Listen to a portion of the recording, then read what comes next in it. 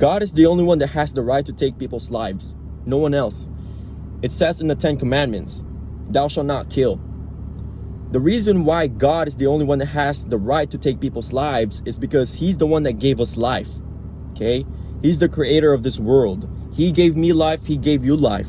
And it's only right for him to take people's lives because for a purpose, for a reason. When people grieve about losing a loved one, they blame God. They tend to blame God. They tend to see God as a bad God, that God didn't really protect their loved one who passed. And it's not about that. God does things for a reason, okay? Perhaps taking your mom's life is a reason for you to become more successful, to become better, to motivate yourself to become a better person, because perhaps you're a mama's boy, you know? And the only way for you to become better and to be a man is if God takes your mom away from you. And there's a lot of reasons, and we don't know those reasons. Only God knows all the reason, okay? God works in mystery. God works in mysterious ways, and you just have to trust the process. Yes, it's gonna hurt to lose a loved one, but God is not the one to blame. God is never the one to blame. There's always a reason for everything. There's a reason for everything. Things happen for a reason, okay? Remember that. Things happen for a reason, and if you have God by your side, you may experience bad things, but he's never the one to blame. Remember that there's always an enemy behind the curtain. There's always an enemy behind the curtain. The devil is playing behind the curtain, and he's playing tricks. He's playing deceptions.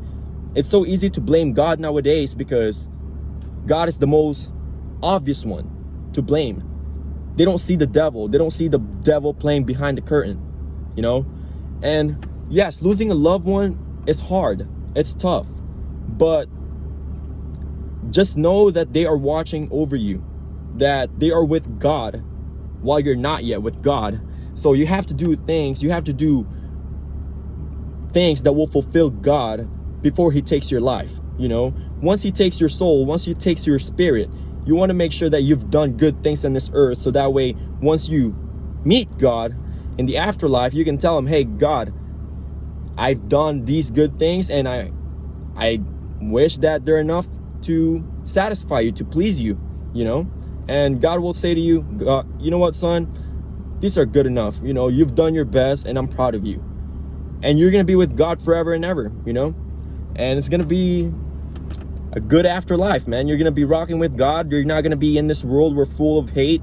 You're not going to be in this world where it's full of violence. You're going to be in paradise with God, you know? I believe heaven is a paradise. I believe that it's pure peace, pure love, and your loved ones are rocking it with God. They're kicking it with God, and they're having fun, you know? They don't want to go back in this world full of evil and violence, you know? They're waiting for you. They're waiting for you up there. They're waiting for you up there, and you just have to do good things on this earth. Do not be depressed. Do not grieve all the time. It's okay to grieve, but imagine your loved one always looking down on you sad. They don't want you to be sad. They want you to live a happy life. They want you to be fruitful. They want you to follow your purpose. They want you to be successful. You know, they want you to do things through God's will. And that's what they want. They want the best of you. So that way, when time comes, when you leave this earth, you will be reunited with your family members who passed, and it's going to be happily ever after again with God. And it's going to be much better this time. All right? So God is never to blame, and God is the only one that has to take people's lives. So yeah, one love, peace.